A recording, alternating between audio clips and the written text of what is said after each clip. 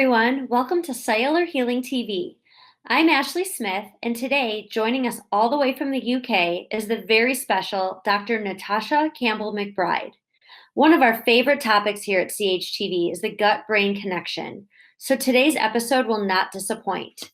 Dr. Pompa and Dr. Natasha are breaking down some of the major reasons for our modern epidemics of both mental and physical degenerative diseases, and they discuss how to reverse many chronic illnesses through diet and lifestyle, most notably with Dr. Natasha's own GAPS diet.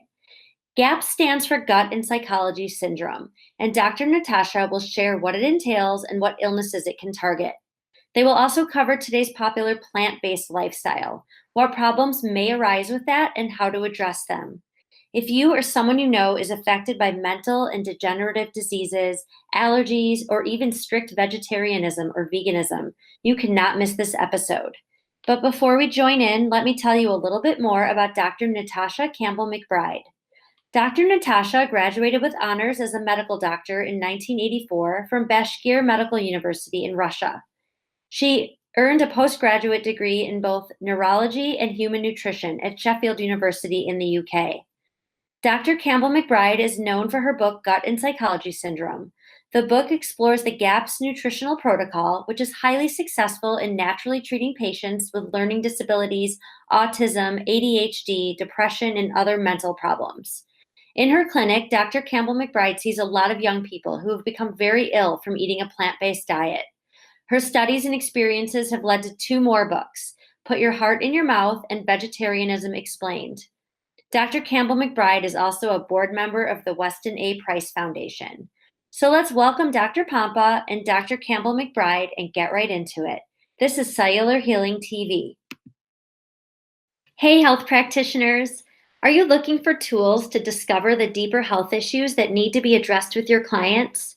Do you want to truly understand cellular toxicity so that you can integrate Dr. Pompa's True Cellular Detox program into your practice?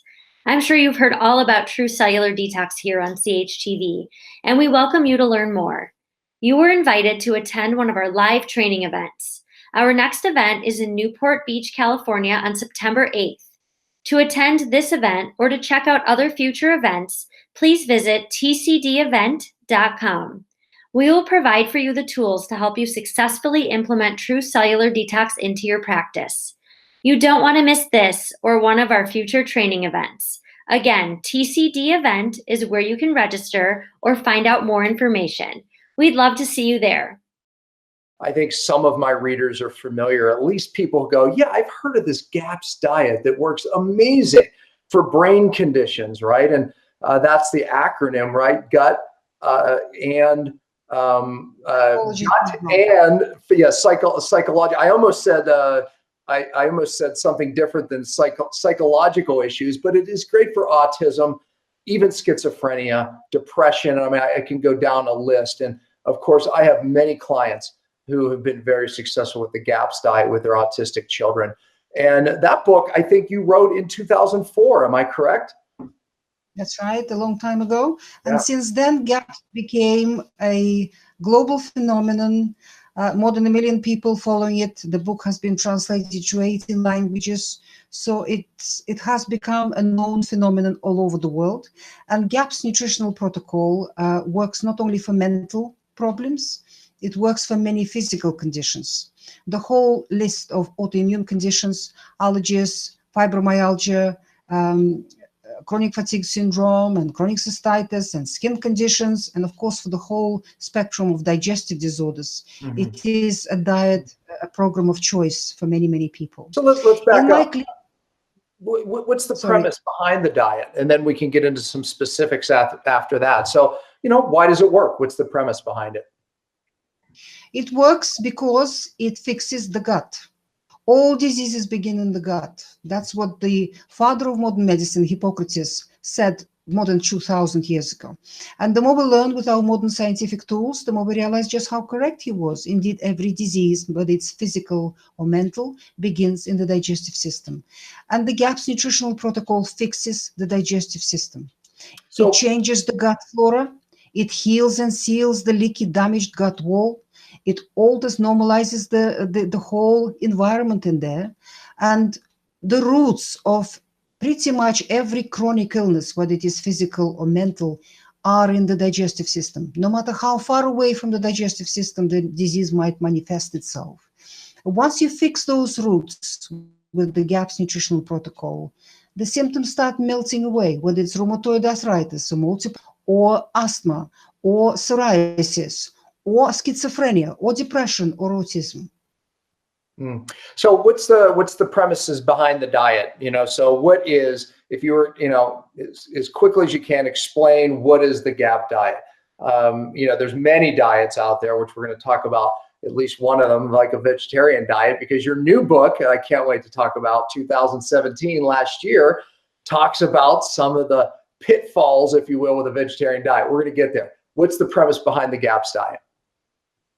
The GAPS diet removes all the foods that feed pathogenic microbes in the gut, because people with all chronic illnesses have abnormal gut flora, abnormal balance of microbes in their digestive system. The GAPS diet feeds beneficial microbes and starves off the pathogens. At the same time, it provides concentrated, nutrient-dense foods, concentrated nutrition to rebuild the gut lining, and to rebuild the joints, and to rebuild many, many other tissues in the body. Because human body doesn't waste an effort on healing sick cells or sick tissues. Yeah. It destroys them and removes them. And at the same time, it gives birth to trillions of new baby cells to replace the dead ones, to replace the damaged ones, the poisoned ones, the diseased ones. So it just kills the diseased ones, removes them, and replaces them with newly born cells. And GAPS diet piles in huge amounts of proper building materials for the body to give birth to those trillions of cells, to make them from something. Such as? And at the same time, it fixes the digestive system. So the digestive system is the major source of toxicity in the human body. There's a river of toxins flowing in these people from the gut into the bloodstream and gets distributed around the body. And that's what the GAPS nutritional protocol removes. It stops that river of toxicity, and it rebalances the immune system in the person. Lots of different things happen, starts recovering. So people can order the book on Amazon, and I think in 2010 you actually even had a rewrite of the book, correct? That's the second edition. Second edition, yeah. So people can get the specifics, obviously, in the book on Amazon. You can tell them more specifically how to do that. But give us, and I don't need a full list because they can get the specifics there in the book, but give us some ideas of the foods allowed on the GAPS diet and foods not allowed on the GAPS diet. We remove all the foods which are difficult to digest, which feed pathogenic microbes in the gut, and which challenge the gut lining. And that is all grains and everything made out of them. All starch has to be out, because starch is a huge molecule under the microscope, very difficult to digest, even for people with cast iron digestive systems. So starch has to be out for a long period of time for the gut to allow itself to heal itself. Yeah. We remove all processed and refined foods, which really are non-foods, and they should not be in the diet of anybody. And we remove all chemicals and additives and preservatives and other things like that. So, and we focus, the important thing in the GAPS nutritional protocol is not what we remove, but what we actually eat. Right. We focus on the high quality, whole foods that are cooked at home from scratch, from natural ingredients. So it is the beauty of it is that in many people, once the gut has healed, people can come off the GAPS diet and can introduce many, many foods which they could not eat during the GAPS diet. So once the gut is healed. But for some people with particularly severe conditions, such as schizophrenia, for example, or Crohn's disease, or let's say multiple sclerosis or fibromyalgia, once they're on the GAPS nutritional protocol and once they've recovered, they usually have to continue staying on the GAPS diet, which is very easy. Actually, once it becomes your habit and becomes your life, it's very easy to follow, and it's very delicious and nutrient dense. As I was working with these patients, I started getting large numbers of anorexic girls in my clinic a few years ago. And what I've discovered, that majority of these girls became anorexic because of misguided vegetarianism. That spurred a very intense study into this subject. And the result of that study is my new book, which came out last year, called Vegetarianism Explained. What I've discovered in my study that there isn't any science into vegetarianism we can really rely on. Vast majority of studies that are published on this subject are skewed because they were funded by people who are interested in vegetarianism. So they cannot be trusted. They either incorrectly designed or incorrectly conducted, or the data has been incorrectly analyzed. So I had to go look back at the basic physiology and basic biochemistry and clinical experience. And based on these three major sciences, the clinical experience, the biochemistry, and the physiology, I've explained how animal foods work in the human body and how plant foods work in the human body. These two groups of foods coming from Mother Nature work very, very differently for us humans because of the way our digestive system has been designed. And they have a very, very different effect. And based on that, I explain to people all the science behind it. I've done it in an easy to understand form. I've put some nice pictures there for the youngsters, because usually majority of people who go into this lifestyle are usually young people, quite often teenagers, because they watch the film maybe about industrial farming or how the industrial farming keeps birds and animals, which is appalling and should not be done. And based on that emotion, then they decide to become vegetarians or even vegans. And very often they damage their health irreparably. It is very easy to damage your health, and it's very difficult to regain it. It takes much, much longer to regain your health than to damage it. And I have seen so many tragedies in my clinic where young people who used to be perfectly healthy before they decided to become a vegetarian ruined their lives, ruined their health, put themselves on just complete slipping slide into mental illness and physical illness. And it's very difficult to help these people. I agree with your point. And you'll this Scientific American, the July 2018, this month, they have an article in here, and basically they're, because of new science, they call it food prints. They're able to look at teeth. We used to look at someone's teeth and say, oh, this person or this group of people or animals should eat this. They would look at it basically structure affecting function, right? And they would make arguments, right, that maybe some of the vegetarians would make arguments that we should be vegetable eaters. Well, according to this, that we actually, even at all cultures they look at, were varied eaters, meaning there might have been short times where they were using vegetables because they couldn't get meat. But as soon as the environment changed or this changed, they would be, using meat again and this. So no doubt that we were forced into dietary changes. No culture, to your point, in the history of man has ever just eaten a vegetarian diet. So tell us why. Why does it lead to disease eventually? Well, Weston A. Price, one of the wonderful, very truthful scientists who in the 1930s traveled all over the world studying the diets of traditional original cultures, people to whom our Western civilization hasn't arrived yet. And what he found that in every case, these people were beautifully healthy and had no diseases of the Western civilization. No mental illnesses, no physical illnesses. Their childbirth was easy. They lived long lives, and they were happy people. And what he found that in every environment, because he went all the way from Eskimos down to Pacific Islands and all over the place. So depending where people lived and what was available to them, people ate very different diets, and yet they were all healthy. He was specifically looking for a purely vegetarian culture all over the world. He didn't find one. Yeah. And he came to the conclusion that it isn't possible, and it isn't something that traditionally people did. Many people in the West, particularly vegans, they all point to India saying, oh, well, in India, they're vegans or vegetarians and they're fine. Why do you think in India, the cow is a sacred animal? Because she gives them something without what they cannot survive. She gives them an animal food, milk, ghee, butter, cheese, cream. And they know that without this animal food, they simply would perish. So they would eat lots and lots, whatever's available. And also these vegetarian cultures in India, they eat a lot of eggs. They all have chickens and ducks, and they would have lots of eggs and add eggs into their rice and vegetables. And they also have goats and value their milk very much. These vegetarian cultures in India are not vegetarian by choice. They're vegetarian out of poverty, because India has always been a very overpopulated country. That's right. I went to India. I don't know how many people went to India. People are everywhere. It is the most populated country in the world. It has the largest population in the world. And if they start eating their animals, they probably will eat a lot in 2 weeks. That is why they have to make this choice.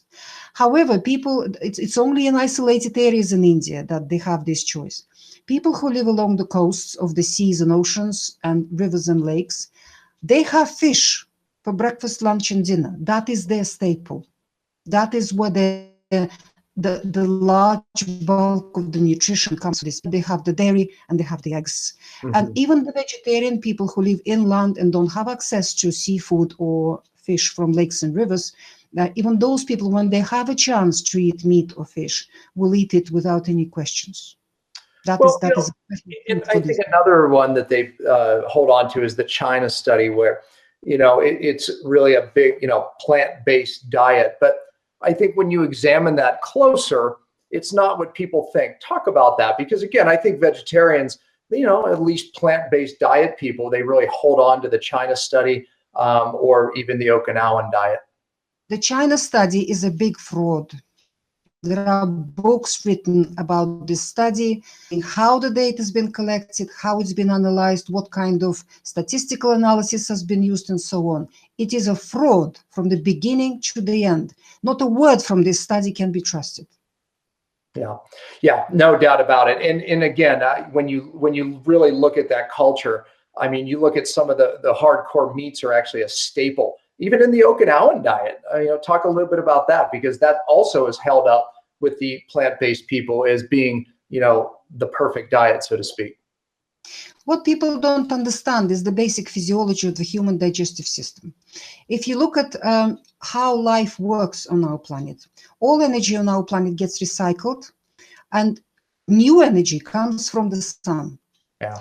In order for that energy to be captured and converted into solid matter that we can touch and we can eat, Mother Nature created plants. They have photosynthesis. They can capture the sunlight and convert it into chlorophyll, into green mass. In order then for something else to consume the sunlight in the form of plants, Mother Nature created herbivorous animals. And in order for these animals to be able to digest plant matter, Mother Nature equipped them with a very special digestive system called rumen. A cow has 4 stomachs, enormous stomachs, full of microbes. She has an enormous microbial community in those 4 stomachs: bacteria, viruses, protozoa, worms, flukes, all kinds of things living in a community together. Because the clear scientific fact is that no creature on this planet can digest plants apart from microbes.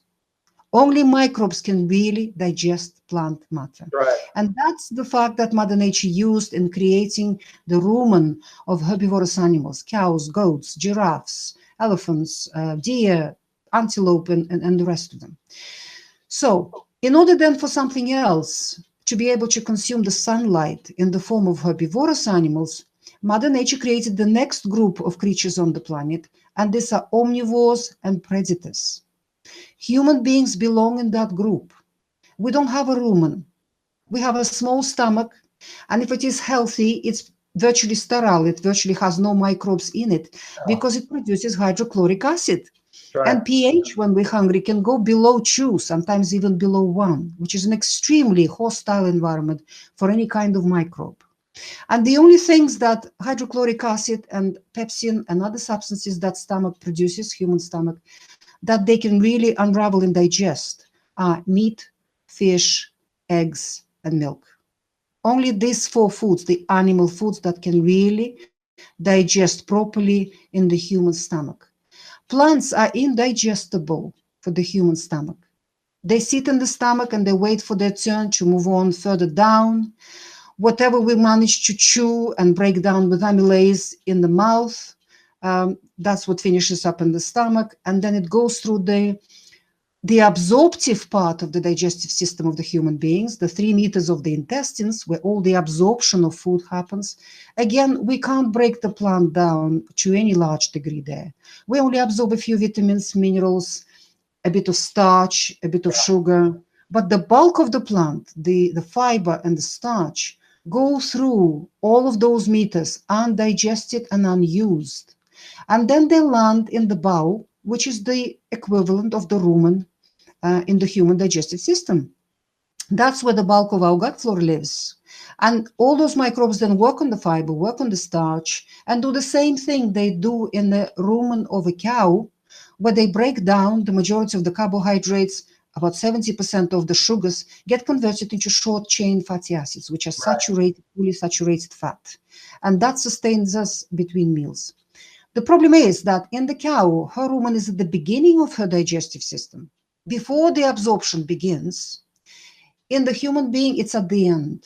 When the absorption already happened, higher up, it is too late for it to happen. So the truly feeding, building foods for the human body are meat, fish, eggs, and dairy, because they are properly digested in the human stomach, and then they move into the intestines, where all that digested mass can be absorbed, because in order to absorb, we have to digest it. Plants are indigestible for the human digestive system.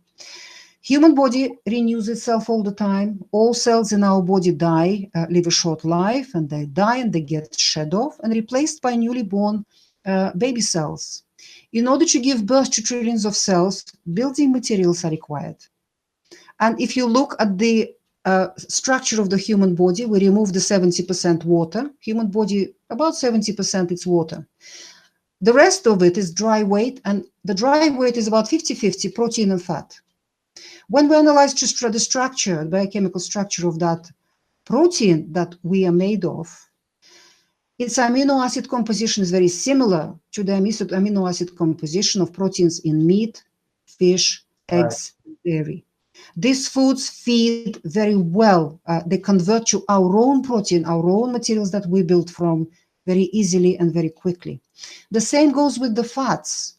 When we analyze the structure of the human fat in our bodies, in its biochemical structure, it's very similar to the fats of lamb and beef and cream and butter and goose and duck and chicken, animal foods and fish.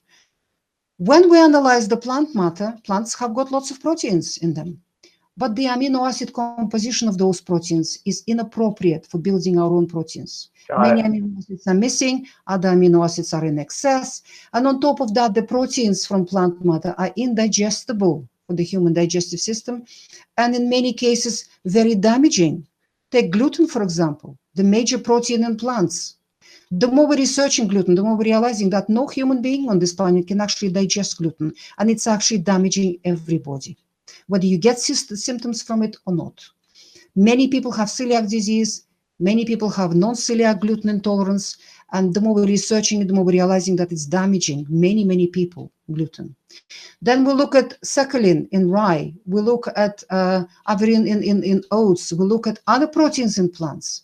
They're all indigestible, they have inappropriate amino acid composition, and they damage many tissues in the human body, and they trigger autoimmune diseases in the human body. The same with fats in the plants. Plants have a lot of fats, and these fats are usually polyunsaturated. When we look at their biochemical composition, it is inappropriate for the human physiology.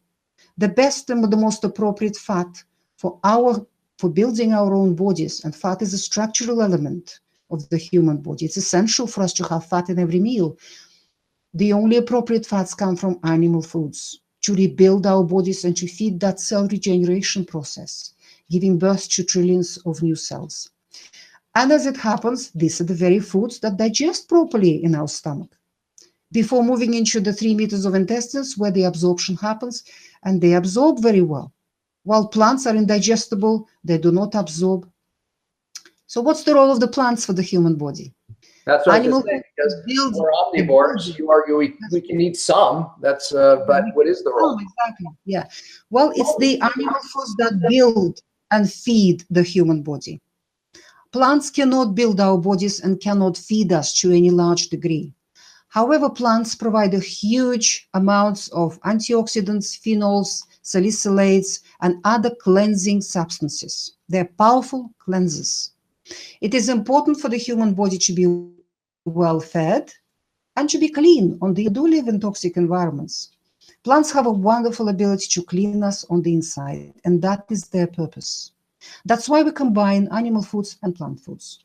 If we have a very toxic person, a person whose body is really polluted, and many people in the Western world have polluted bodies, when you go on a purely plant-based regimen, such as veganism, in the first few weeks, you will feel well, you will feel great, because having a cleaner body feels better than having a polluted body. Yes.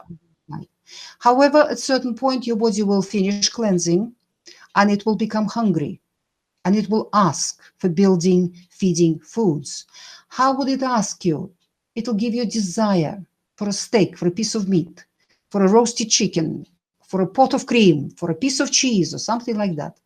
Problem is that in our Western world, many young people follow veganism for emotional reasons, political reasons, spiritual reasons. They override this signal. They don't listen to their body. They dictate to their body, now you'll continue cleansing, I'm not going to feed you. And that is the moment when the body starts deteriorating. It starts cannibalizing less important tissues, such as muscle and bone, in order to feed and sustain more important tissues, such as the brain, the liver, and the heart. And the person starts losing muscle, and the person starts getting osteoporosis, and then disease sets in, mental illness, physical illness. And I have seen just far too many young people who ruin their lives that way. When I went to India, I'll tell you a funny story. The guide told us that the Hindu pilgrims travel across India to their sacred sites, and they wear special clothes. You know, it's a black clothes with a golden brim. And that part of their pilgrimage is a 41-day fast. Next day, as it happened, I was on the beach and I met a group of these pilgrims. They just sat in the shade. They're looking terribly exhausted, very tired. And in India, all people, majority of people speak English quite well. So I've spoken to these people. I've asked them, I said, as I understand, part of your pilgrimage is a fast. So I said, what kind of fast is it? Do you just drink water or you're allowed to eat something? And these people say, oh, it's very difficult, very difficult. You know how they bob their heads, the Indians. Very, very difficult, such a difficult fast. I said, so what is it? You know, what are you allowed to eat? And they said, well, we're only allowed to eat, listen to this, rice, beans, lentils, vegetables, fruit, nuts, and vegetable oil, and bread. And I thought, that's the Western vegan diet. That's a Western vegan diet. You got it. Exactly. And people in India for thousands of years call it a fast, not a diet. I would not do it longer than 41 days. I was going to say the same thing. They might benefit, even a little bit shorter might even benefit them, right? But just the change alone, but longer than that, they're in deep trouble. Exactly. It is, so veganism is not a diet. It is a form of fasting. Yeah. And by the way, nobody can fast forever. Nobody can fast forever. That is why veganism must not be a permanent lifestyle. For a short period of time to cleanse your body, great. But then at a certain point, you have to start feeding it. And it's important to listen to your body. Absolutely. Because your body is a miraculous creation. It is the pinnacle of evolution of life on our planet Earth. It has every mechanism of looking after itself and healing itself and rebuilding itself built into it. It's your own body that heals itself and looks after itself. Not the doctor, not the diet, not the pills, not you, not your mind. You know, so listen to your body. It knows what it's doing. Don't ignore it and don't dictate to it. No doubt. Short term, that diet could be a benefit. But again, every culture, according to, like I said, this new article, right, moved in and out of these different periods. You know, there's a time to recycle and there's a time to rebuild. And you're right. You need the meats and the fats to rebuild. Otherwise, you're going to be in the state of autophagy where your body's breaking down, which can be good short term. That's the cleansing part that you mentioned. It's part of my whole principle that I call feast famine cycles. Every culture was forced into them. The problem today is we stay on these diets for a long time and we end up in trouble, you know, to your point. So yeah, I mean, I see it clinically. We see it clinically as well. You know, so we can look at cultures, we can look clinically and go, yeah, I mean, this isn't rocket science here, But clinicians know this because they have seen too many tragedies. Yeah, no doubt. How did you get into all this? I mean, what brought you to this? I mean, 2004, the first GAPS diet book you wrote, and I'll tell you, it's transformed millions of people. I mean, it really did, because you were talking about these very principles here that you're stating right in the book. And then you gave people very, clear direction on here's what you should be eating, here's not, here's the diet. What started that? My son, my child, I believe that children come to us as teachers. We parents teach them mundane things, how to live in this world, how to drive a car, how to dress, and the rest of it. While children teach us the most profound universal truths. And my son was diagnosed with autism at the age of 3. And very quickly I discovered that my own profession had absolutely nothing to offer my child. So that threw me into a very steep learning curve. And the result of that curve was that my son recovered fully. Now he's a young, healthy man who is helping with the business and leading a normal life. And as I was working with that, I started working with other families with autistic children, because many parents of this kind of children communicated with each other and shared information with each other. And as I started getting results with my own child, people started coming to me. And I started working with that. I've discovered that siblings of these autistic children had many problems too. They had hyperactivity and digestive disorders, and they were clinging and very fussy with food, and allergies and asthma and eczema and other problems. And then I started looking at the parents, and I found that the parents are not healthy either, that they have chronic fatigue syndrome and IBS and multiple sclerosis and fibromyalgia and allergies again and asthma and digestive problems. And I started discovering that all of these illnesses stem from the same place, from the digestive system, from the abnormalities in the gut flora of the person. And the protocol that I've designed, and we're dealing with digestive disorders. Digestive system is a long tube. What you fill that tube with has a direct effect on its well-being. So food is the medicine, without doubt. So once I started putting the whole family on the GAPS diet, people started recovering from all of these illnesses, which were completely, perceived to be unconnected with each other. Fibromyalgia and autism, who would connect the two? Or schizophrenia and rheumatoid arthritis, or digestive disorder and asthma, or you wouldn't connect those necessarily in the mainstream medicine. I've realized that they all stem from the same place. They all stem from the digestive system. We have an epidemic of abnormal gut flora in the Western world, and with every generation, that epidemic is getting worse and worse. And recent research has discovered that 90% of all cells in the human body are in our gut flora. 90%. So your body is only 10%. It's a shell, a habitat for this mass of microbes that live inside you. And believe me, they're in charge. The more we're researching them, the more we realize they are in charge of this 10% of what you are, basically. And since we've discovered antibiotics during the Second World War, and since antibiotics came onto the market in the 50s and 60s in large amounts and started getting prescribed to people for every cough and sneeze, we started damaging our gut flora. And then the processed foods came in, and then the formula replaced the breastfeeding, which is a devastating blow to the gut flora development and the digestive system altogether.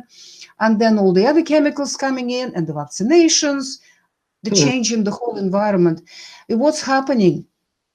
That from generation to generation, the gut flora is getting worse and worse in people, more and more unbalanced, more and more damaged, because parents pass their gut flora to the child at the moment of birth. That's where the baby gets its gut flora, from the mother and the father.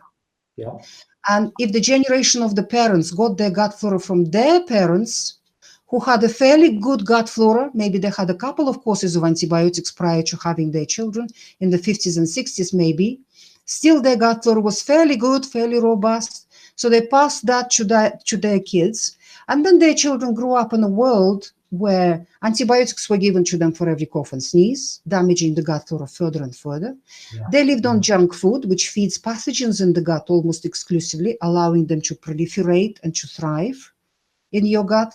Then the young girls in that generations were put on a contraceptive pill at a very young age, and they took these pills for quite a long time before they were ready to start their family.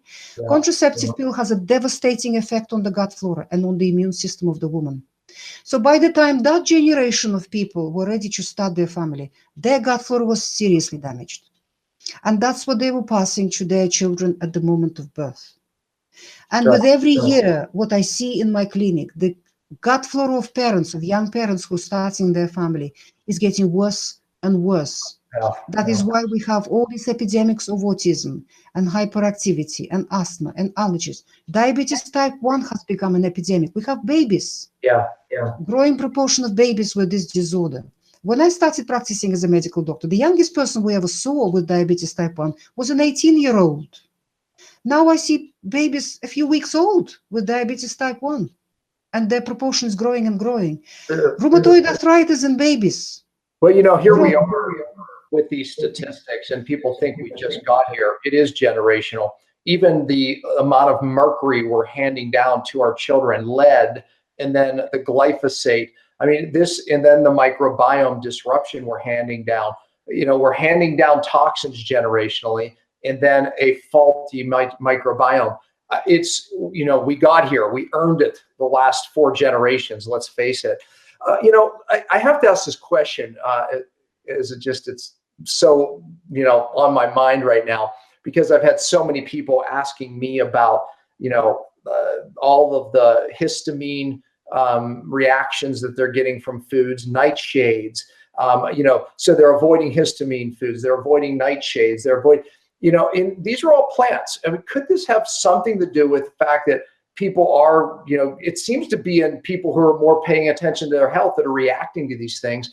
Could it be that people are focusing too much on the plant-based diet and it's creating some of these, or is it just the level of toxins creating the leaky gut? It's both. Plants are indigestible. Take it as a fact. They're indigestible for us human beings. And the more damaged your digestive system is, the less it is able to handle plants. They're extremely difficult to digest. Right. Traditional cultures knew this through experience. That is why they developed methods of processing plants to make them a little bit more digestible, a little bit more feeding, to get a little bit more nutrition out of them that the body can use. Right. So fermentation, they ferment them. Yes, fermentation and sprouting and malting and cooking and then fermenting again. If you look at traditional cultures in Africa, for example, they wouldn't dream of having grains without fermenting them for 2 weeks, then cooking them and then fermenting again. And only then they would make their bread from it or whatever else, because they knew it's indigestible. It only will give you a tummy ache and lots of gas and will not really sustain you, will not feed you, really, your body. You will still be hungry, you'll still be starving. So the more damaged the digestive system of the person is, the less they're able to digest plants. The more plants we have to remove. And I have hit that point a few years ago. By the way, the message is opposite of what you're saying. You understand? I mean, meaning that everyone's saying, oh, you're sick. You know, eat more plants, eat less meat and dairy. And what you're saying is the exact opposite of that is, no, this is harder to digest. And by the way, clinically, I find the same thing. So I'm in alignment with you, but it's opposite of what most people are saying. Well, people need to understand where the nutritional information comes from in the mainstream. All information that comes to the population in the mainstream is funded by somebody, because educating the population is a very expensive business, extremely expensive. There is somebody with a big wallet behind every one of these big statements that vegetarianism is good. And the push for vegetarianism, I believe, comes from the big agriculture, because it is very easy for them to grow plants. We've got machines, we've got chemicals, and we've got all these scientifically worked out protocols. Now you spray this on day 1, you spray that on day 5, you spray this on day 7, and it works. They get the green mass, they get the yield. The yield of what is a big question, but they do get their yield and they get their profit. However, when it comes to animal agriculture, animal production, the meat, the milk, and the eggs, it is very difficult to do in the industrial model. Yeah. It's cruel. It's extremely expensive, because all of these birds and animals have to be constantly on medication, constantly on antibiotics, on steroids, and on other medications. Otherwise, they just die. They don't survive. You know, they don't put weight on. And it's a cruel, cruel system, and it's very expensive. and the governments are on top of them with regulations, and the vets are on top of them with regulations. So producing animal fats, for animal products, meat, fish, eggs, and dairy for the industrial agriculture is difficult, expensive, and not very profitable. Right. While producing plants is very profitable and easy. And on top of that, governments subsidize it. Huge subsidies are given to Western agricultural companies for producing plant matter. That is why it is within the interests of the big ag to make everybody into vegetarians. The more vegetarians there are in the world, the more plants are consumed. The more plants they can grow, the more profits they can make. The less animal foods people consume, the less headaches there are for them and the less losses there are for them. It is within their interests. And that is where that propaganda comes from. It's crafted very carefully. It goes through many, many different other organizations. So it's difficult to trace it to those companies, but that's where it's coming from. And it's very cleverly crafted. I think some of the confusion is in the fact that when people look at meat and make arguments that meat is bad, it's not sustainable, it's bad for the planet, they're really looking at grain-fed meat as opposed to grass-fed meat. Number one, there's a massive difference in the health. So people get confused that because the average consumer doesn't even realize the differences, right? So, I mean, isn't there a lot of confusion with that? Absolutely, huge amount of confusion and huge amount of propaganda and misinformation. You go to a proper organic farm, you visit this farm, you meet the farmers, you meet the animals and the birds, and you see how they're kept. If you keep animals and birds the way Mother Nature designed these animals and birds to live, it is virtually no work. I have a farm. I'm a farmer myself. I've got a 28-acre farm for the last 6 years. So I know firsthand how that goes. Animals and birds, easy peasy. You've got 1 hour in the morning to do something with them. You just let them out, give them some food, and 1 hour in the evening. That's all. The rest of the day is free for you. And they have no diseases, and they have no problems, and they're happy. They get their own food. Just make them free range and give them space, give them pasture, give them sunlight, give them proper environment. But plants on an organic farm are an absolute nightmare to grow. You can, first of all, there's a huge amount of knowledge that has to go into it, and huge amount of labor has to go into it. And no matter what you do, it rains at the wrong time, it's too hot at the wrong time, and they just don't grow. Yes. Happens, and the yield is completely unpredictable. Growing plants on an organic basis, an organic farm, is the hardest and the most labor-intensive thing to do, and completely unpredictable. But grass. Yes, but grass grows for free, particularly in a country like Britain or Ireland or other places, when it rains a lot. And the sun shines for free, the rain falls for free. All you have to do is just pasture. And the big agriculture put out another complete nonsensical and non-scientific lie out there that animals cause global warming through belching and releasing gas from that is such a nonsense. It doesn't even deserve, it doesn't stand any scientific scrutiny at all. But by the way, and the problem there is feeding cows what they're not meant to eat, and that's grain, and that creates the bigger environmental disaster, which Absolutely. What industrial agriculture does, it takes these animals off pasture where they're supposed to be, locks them up in a prison, in a confined factory operation, and feeds them food inappropriate for their physiology. Cows are not supposed to eat grain. Pigs are not supposed to live entirely on grain. Right. Chickens are not supposed to live on grain. Chickens eat a lot of insects and worms. They eat a lot of meat. Because in order to produce eggs, which are almost pure protein, they need to eat a lot of protein. Yeah. So chickens eat a lot of meat. They eat insects and worms and larvae and grubs and things. And if they're roaming free on pasture, the chickens, they eat a lot of grass. And it's the carotenoids from grass that color the yolk yellow or orange. In a confined factory operation, chickens don't get any grass. Where does the yellow come in for their yolks? From a dye that is added into the artificial feed that these chickens are fed. There is no carotenoids at all in that. I want to caution, we're Dr. McBride and myself are both saying, hey, look, we regain people's health back buy these foods, the meats, the fats, right? The proper dairies. But the caution is it has to be the real meat, grass-fed, chickens that are eating, things, the bugs, the worms. I mean, that's the caution. Don't run to your regular grocery store and start loading up on conventional meat. I promise you, you will get sick. Absolutely. In fact, supermarkets are not open by food. Yeah. Grass-fed's key. Well, look, that was a quick time. The time went so fast. Remind them again where to get your new book and where to get the other book, which is still an amazing book. They're all available online. They're all available on Amazon and other online stores, and they're available in many bookstores. And I have a website called gaps.me, gaps.me, and I have a blog, dr-natasha.com, and the new book has its own website called Vegetarianism Explained. I know many people need to read that book, and you and I are very in agreement. The short term on those diets, no problem. Long term, you're heading for disaster. So absolutely. Wow. What a wealth of knowledge. And thank you for your passion. Thank you for your research. Thank you for all you do. And you're in the UK over there, correct? That's where you're from. I am. Yeah. So, well, thank you for coming across the seas. Thank God for technology. Thank you for all you do and your books. I know many people are going to get them, and I'll be searching your site as well. So you're a wealth of knowledge. Thank you, Doc. Appreciate you. That's a pleasure. Thank you for inviting me. Yeah, you're welcome. We hope you enjoyed today's episode of CHTV. We'll be back next week and every Friday at 10 a.m. Eastern.